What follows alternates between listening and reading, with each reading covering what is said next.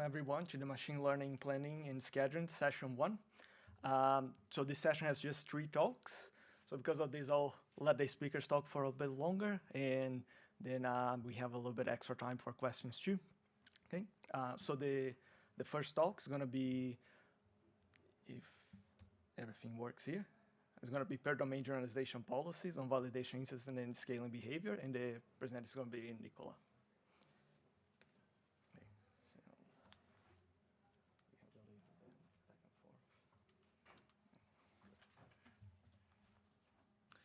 Yeah, so hello everyone. My name is Nicola Müller.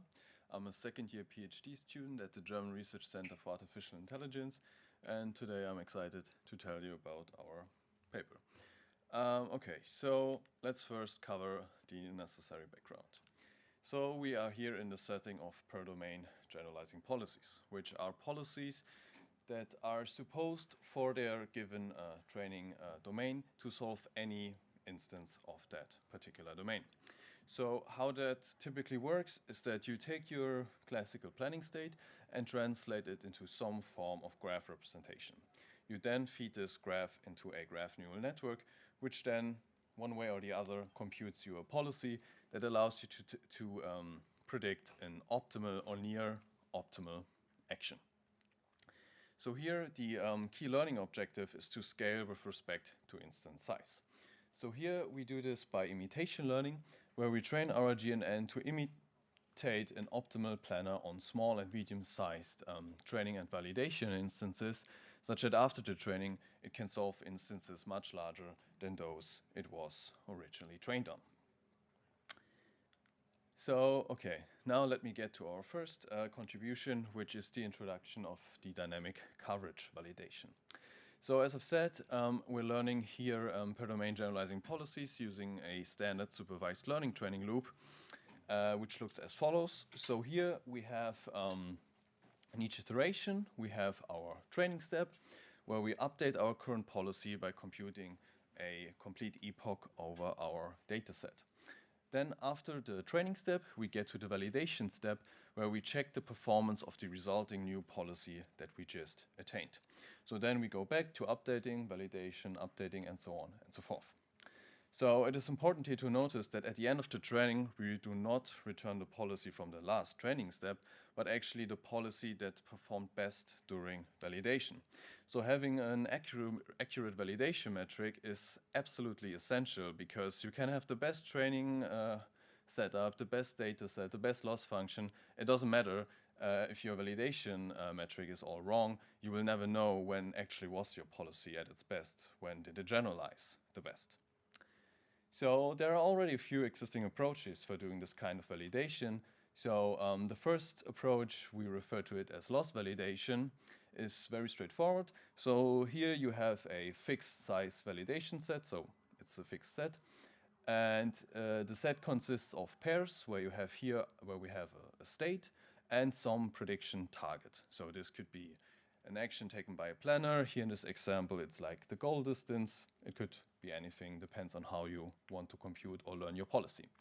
So what we then do here is we take all of these pairs out of our validation set, pass the state through our policy, let it make a prediction, and then compute a loss between the prediction and the target. So here, the smaller the loss, the better.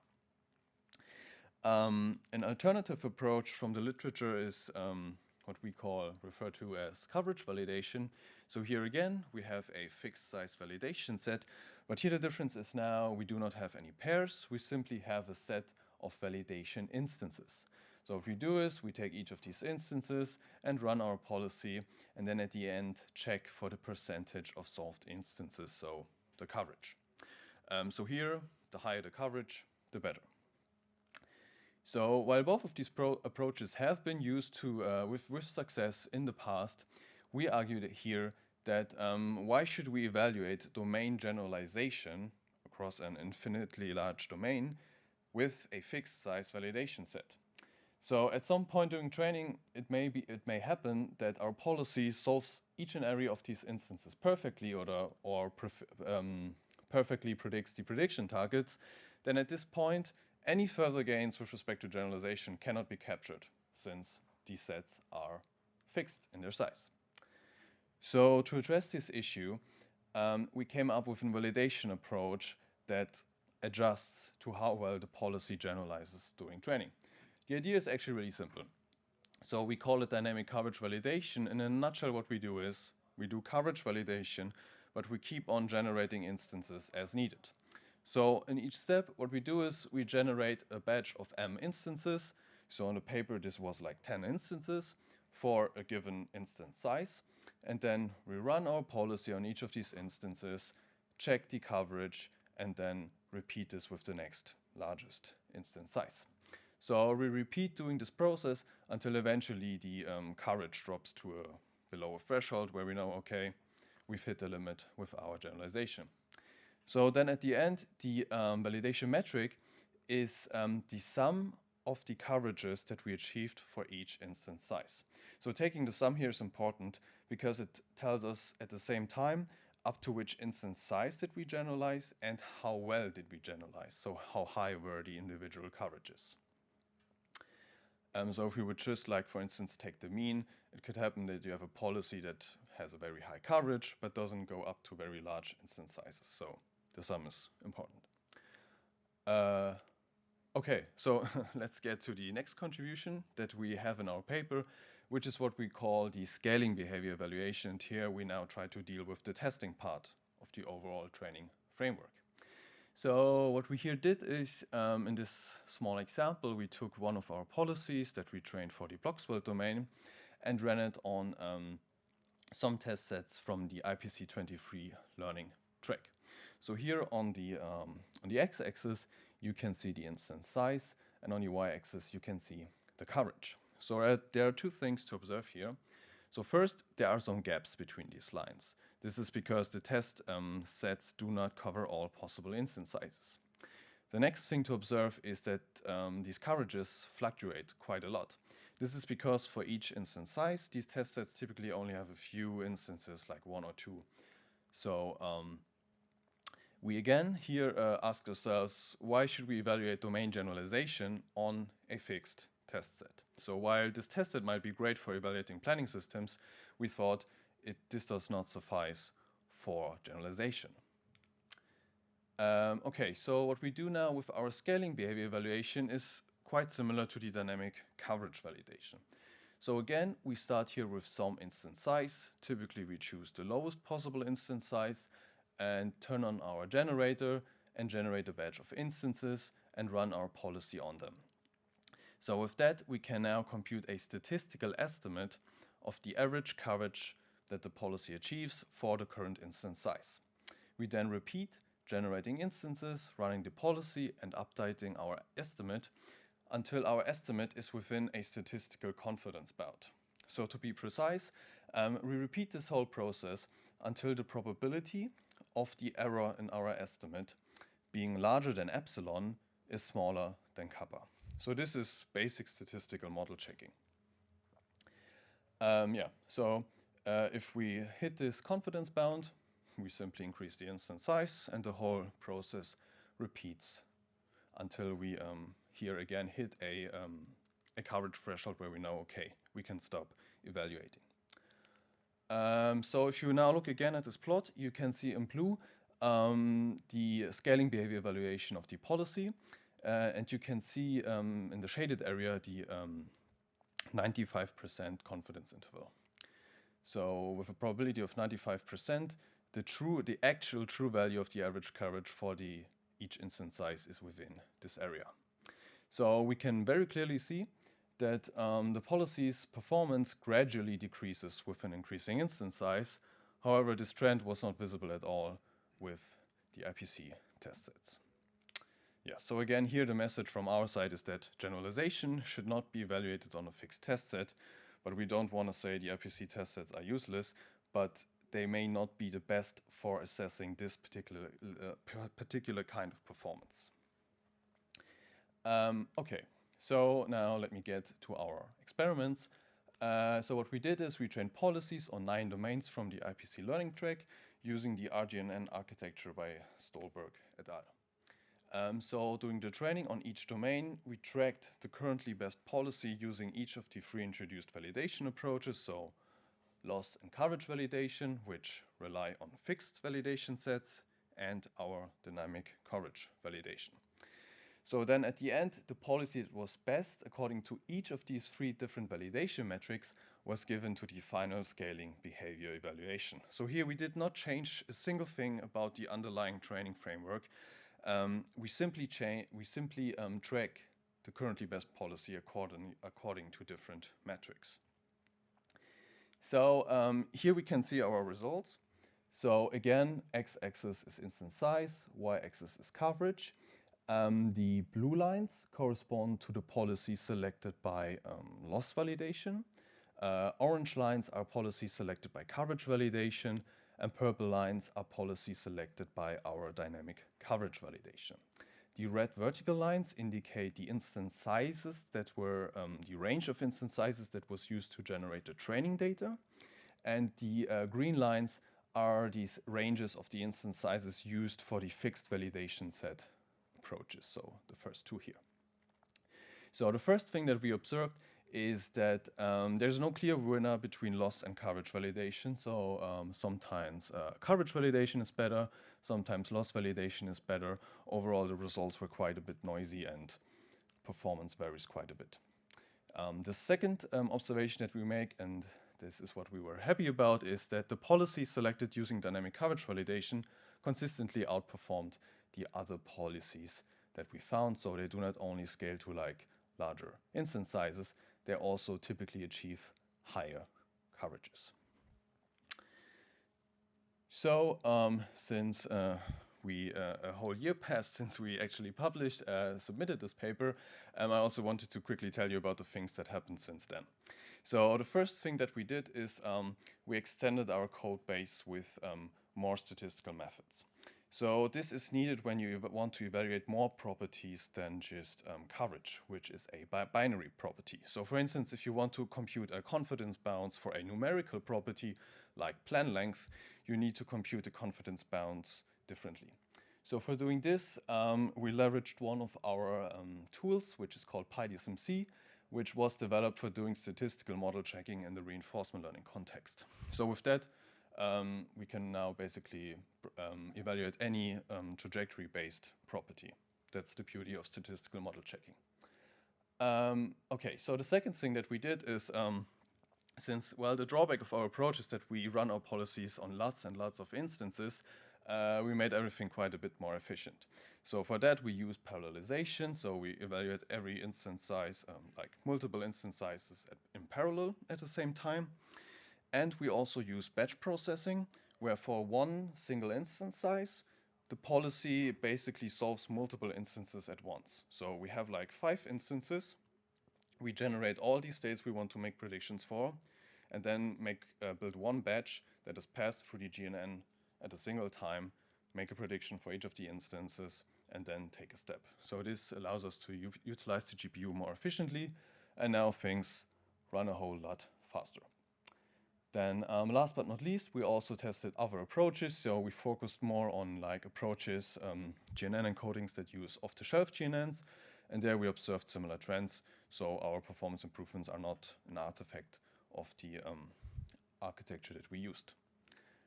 So with that, I would like to very quickly summarize today's talk. So we were dealing with per domain generalizing policies represented by graph neural networks. So here the key learning objective is you want to train on small training instances by imitating an optimal planner, such that afterwards you can solve test instances much larger than what you've seen during training. To this setup, our contributions were twofold. So first, we introduced the dynamic coverage validation, which is a validation metric that generates instances on the fly as needed, such that we can select better policies during training.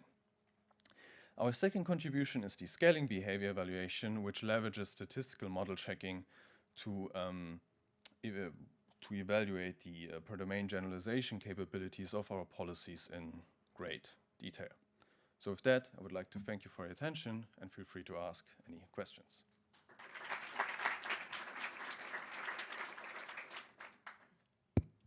Any questions?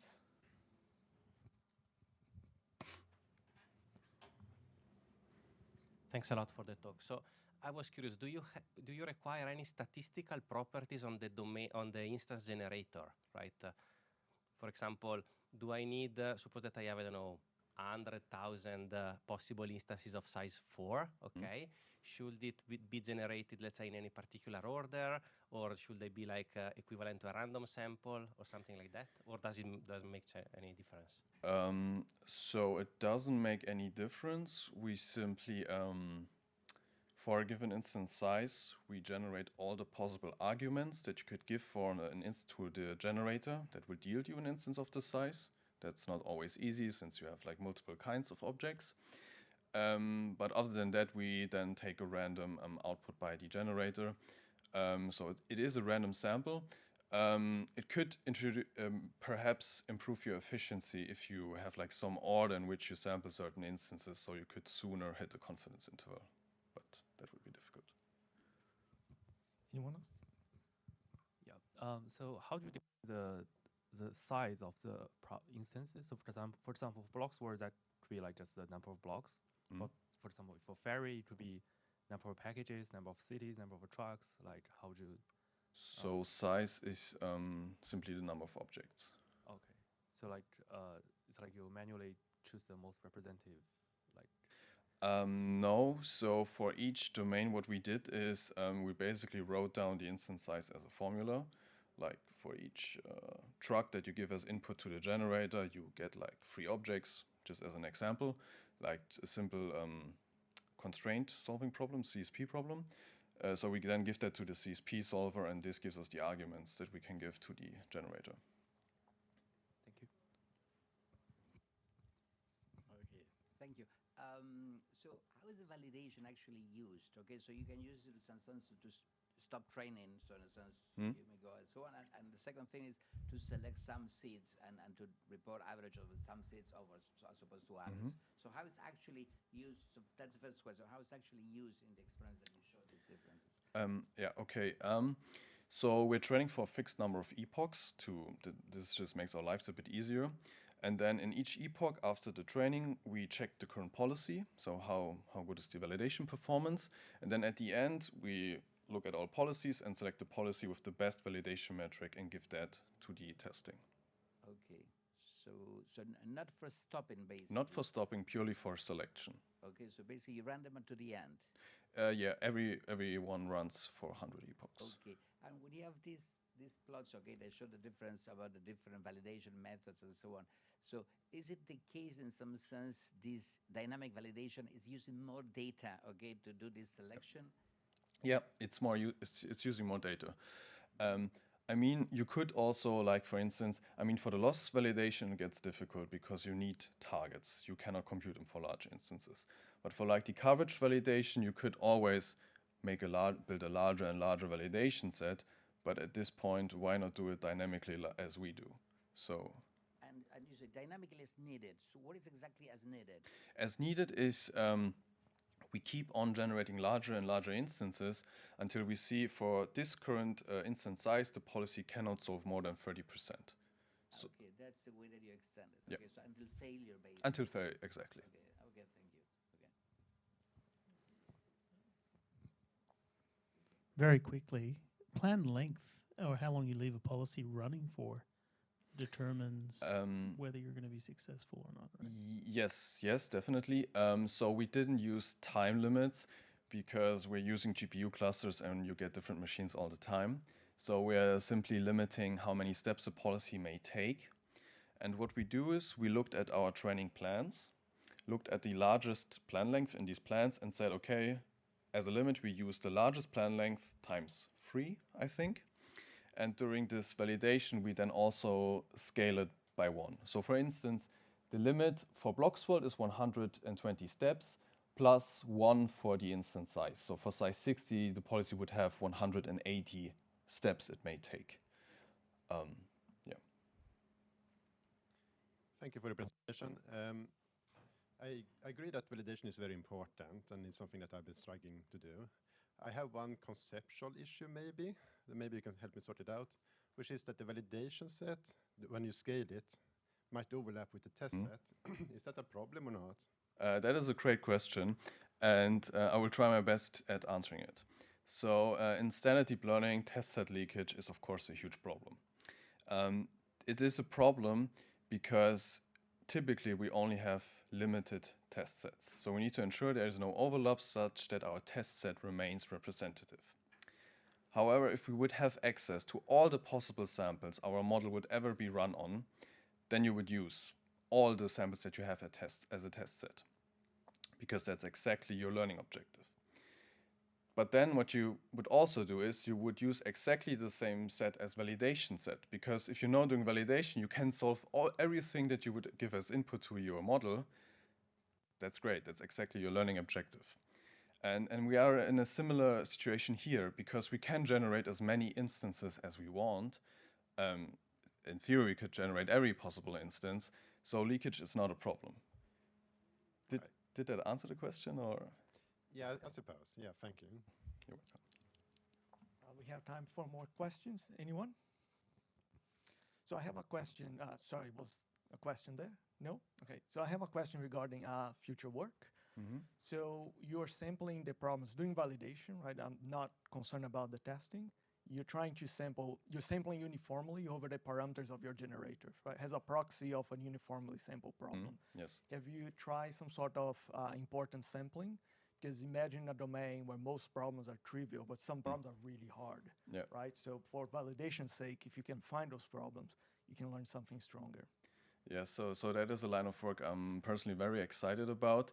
Unfortunately, it's very difficult. So we tried experimenting with which kind of solutions, so which kind of arguments we sample. So if we say we want to generate an instance of size 15, there are a number of different arguments you could give to your generator that would give you an instance of this size.